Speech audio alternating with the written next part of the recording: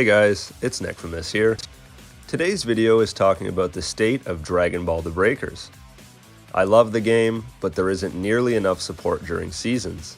The developers launch a new season with a handful of new skins, a new map, new transfers, and a new raider, but then halfway through the season, you've grinded out the battle pass and have nothing to do aside from regular matches.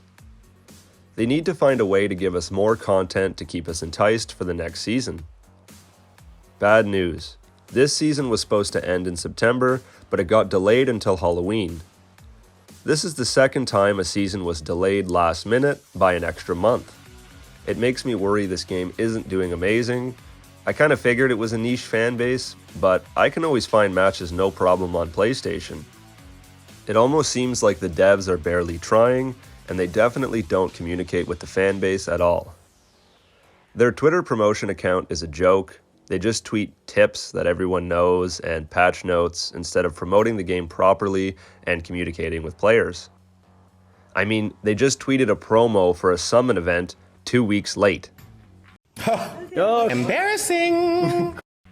I really do want the best for this game, but it's hard to sell it because there isn't much going on aside from when the season drops. Breakers is so much fun, but it thrives off of new content the way they've set it up like a live service online multiplayer game. Playing it too much with nothing new just feels repetitive after you've sunk so much time into the game. Interestingly enough, data miners have found 10 chapter missions in the files, which are like tutorials and a little storyline featuring each new character in the new seasons. So, given they don't scrap this and can the game early, it's safe to assume we still have 7 more seasons to look forward to, which I hope so. First was Scouter Vegeta, and then the Ginyu Force, so I expect to see them continue chronologically through Z, maybe even into GT and Super. I imagine the androids are next, Babbidi's minions with Dabura after that, and maybe even some movie villains like Broly and Cooler. I'm wishing that this game gets the most life it can get, like I'm talking Xenoverse 2 level of support, but the developers really need to pull up their socks for this kind of game to live that long. I feel like it was a mistake releasing this as a paid game and then having an entire gacha system and plugged-in microtransactions as if it was free to play. Maybe making this game free to play is another way to help save it. I wouldn't be surprised if the game takes this direction eventually.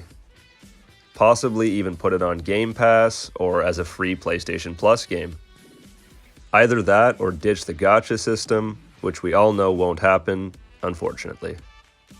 The developers could even make some better events than the same reskinned ones we always get. It's the same thing, a different item you passively collect from chests. Give us some more unique daily and weekly missions, and give us incentive to try out different skills and characters for certain event rewards. They definitely need to do more giveaway tickets, and they only add costumes and transfers sporadically throughout the season. They could even do that more frequently. Add more customizable races for character select, little things to do across the seasons, as fundamentally this game has changed very little since launch. Breakers kind of feels like an asset dump and just something they're fooling around with on the back burner while another big Dragon Ball Z game is in development.